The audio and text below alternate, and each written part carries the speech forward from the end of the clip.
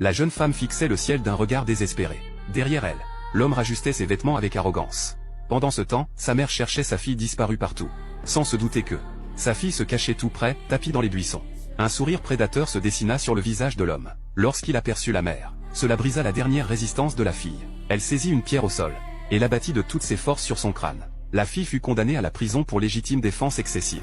Mais le véritable cauchemar d'Anna commença, lorsqu'elle apprit qu'elle portait l'enfant de son agresseur. Lors d'une visite à l'hôpital pénitentiaire, les gardiens découvrirent qu'elle était enceinte de 6 mois. Selon la loi coréenne, les avortements après 24 semaines étaient interdits. Alors que son ventre s'arrondissait chaque jour, Anna se sentait totalement piégée. Pour lui rendre un peu d'espoir, ses co-détenus préparèrent une surprise. Pendant qu'elle dormait, elle se relayait en douce pour aller dans la salle d'eau. Le lendemain matin, Anna resta bouche bée. Les murs étaient couverts de fleurs de cosmos peintes à la main. Les fleurs préférées de sa mère. Elle suivit les contours des pétales du doigt, en s'imaginant que la main de sa mère guidait la sienne. Ses compagnes de cellule ignoraient que ce serait leur dernier cadeau pour elle. À mesure que sa grossesse avançait, Anna mit au point un plan. Elle feignait de violentes migraines, et réclamait chaque jour des calmants à l'infirmerie. Chaque nuit, tandis que les autres dormaient, elle cachait les comprimés dans un bocal.